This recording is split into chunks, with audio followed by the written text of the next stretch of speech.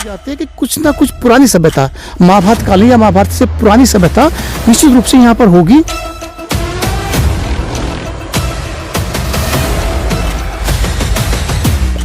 बरनावा और सिनोली के बाद अब यहाँ पर पुरातत्व विभाग की टीम ने खुदाई शुरू कर दी है।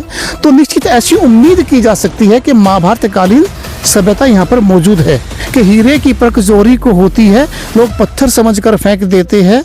नमस्कार, इस वक्त हम मौजूद हैं बागपत के तिलवाड़ा गांव में। और तिलवाड़ा गांव में आप मेरे पीछे जो ये खेत देख रहे हो, इस खेत में काफ़ी अवशेष यहाँ पर निकल चुके हैं। मैं ऐसा क्यों कह रहा हूँ? बरनावा और सिनोली के बाद अब यहाँ पर पुरातत्व विभाग की टीम ने खुदाई शुरू कर दी है। आप देख सकते हो पीछे जो पुरातत्व विभाग की टीम लगी हुई है, ये अवशेष इस साइड में निकाल के रख दिए गए हैं। हमारे साथ जो है समाज सेवी डॉक्टर RRD उपाध्याय मौजूद है, इनसे अब बात करेंगे क्या यहाँ का महत्व है, पहले भी ऐसा हुआ है या नहीं हुआ है, या महाभारत कालीन कह सकते हैं या नहीं कह सकते। तो नमस्कार डॉक्टर साहब। नमस्ते जी। अच्छा, आपके यहाँ पर गांव में पुरातत्व विभाग की टीम खुदाई कर रही है, क्या इसको कहेंगे भाई महाभारत कालीन हो सकता है या क्या इसका? देखो, इसका क्या पर्टिकुलर संभावना जब तक ऑथेंटिक रूप से घोषणा नहीं हो सकती तब तक तो पुरातत्व विभाग ये कितनी पुरानी सभ्यता है यहाँ, क्योंकि अभी तो प्रारंभ है। यहाँ पर कुछ खंडित मृत भांड यहाँ निकल रहे हैं, कुछ वहाँ पर एक गोलाकार पोर्ट के रूप में उसे कह सकते हैं, सुराई टाइप जिससे होता है, सुराई की तरह का होता है, या फिर एक मटका टाइप जो होता है, वो उस समय यहाँ निकल रहे हैं।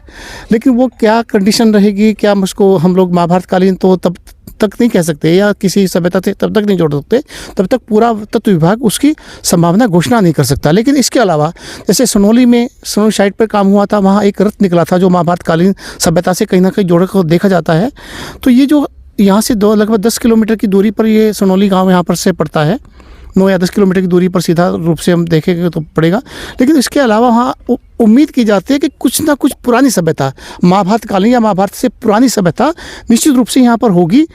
क्योंकि यदि हम पास में देखें, यहाँ से 20 किलोमीटर दूरी पर जाकर के देखें, एक यहाँ पर खाटू श्याम का एक मंदिर है जिसको बब्रिक, जो भीम का जो पौत्र था, वो बब्रिक की जो भगवान कृष्ण ने जो गर्दन काटी थी महाभारत काल से पहले, उसने पूरे महाभारत देखा था, तो वो भी यहीं से जुड़ा हुआ है। 20 किलोमीटर दूरी पर, 20-22 किलोमीटर दूरी यहाँ से पड़ती है। 10 किलोमीटर दूरी पर यहाँ पर सिनोली पड़ता है जहाँ रथ निकला है। तो निश्चित ऐसी उम्मीद की जा सकती है कि महाभारत कालीन सभ्यता यहाँ पर मौजूद है। यहाँ पर तिलवाड़ा जहाँ पर आप खड़े हैं, तिलवाड़ा में इसको आला टीली जगह कहते हैं।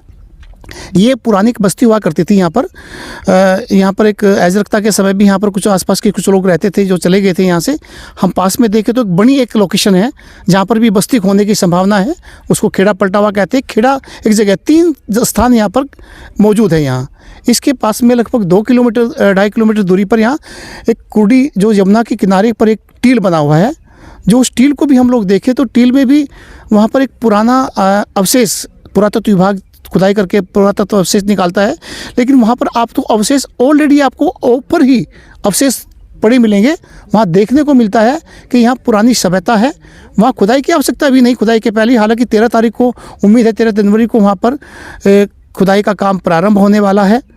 तो निश्चित रूप से जो सभ्यता जिसमें हम खड़े हैं, ये कहीं ना कहीं प्राचीन सभ्यता है, महाभारत काल या महाभारत से पुरानी सभ्यता की होने की उम्मीद हम यहाँ पर बता सकते हैं।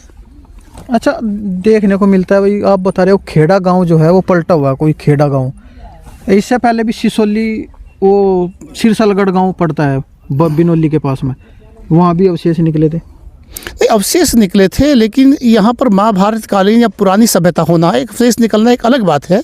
अवशेष तो 800 साल पुराना, 200 साल पुराना या 5000 साल पुराना भी हो सकता है।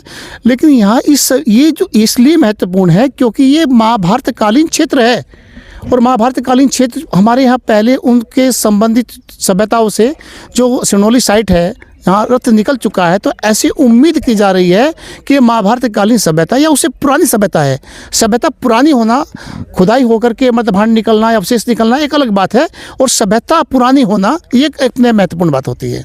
अच्छा, ये पुरानी सभ्यता होने की उम्मीद है। मैं आपसे एक बात पूछना चाहता हूँ, जैसे ये खेत है, यहाँ पर किसान काम करते होंगे, ऐसे किस तरीके से इसको पता लगा भाई यहाँ पर अवशेष है या कुछ और इसके नीचे है, कैसी जानकारी हुई इस चीज़ की? होता क्या है कि जैसे कि पत्रकार है, पता चल जाता है कि घटना वहाँ हुई है, उसी प्रकार इनके विभाग के बहुत सारे छात्र हैं। यहाँ पर एक दीपक जो है छपरोली के पास में रहने वाला एक विद्यार्थी है जो पीएचडी कर रहा है इस समय, और इसी संबंधित इस क्षेत्र से जुड़ा हुआ है। तो निश्चित उसने कुछ देखा होगा, यहाँ पर कुछ उसे पता चला होगा, क्योंकि आम आदमी को तो जो अवशेष निकलते हैं उसको पता होता नहीं है, वो तो व्यक्ति फेंक देता है।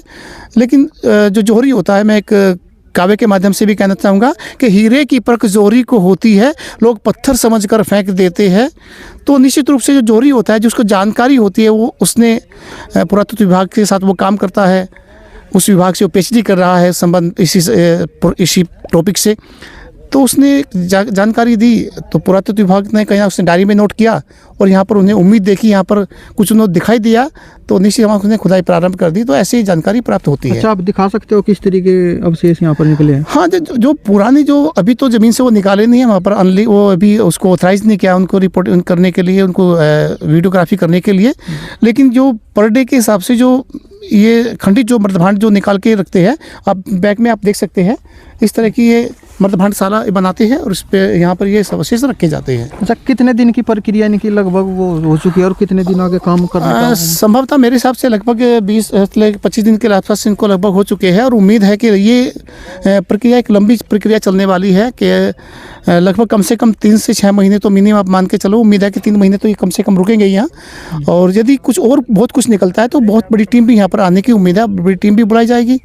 तो क्योंकि एक प्रक्रिया है, वो तो विभाग की है, पुरातत्व विभाग की है, मैं तो उससे नहीं हूँ, वो पुरातत्व विभाग की। लेकिन निश्चित रूप से 3-4 महीने तो ये काम चलने वाला ही है।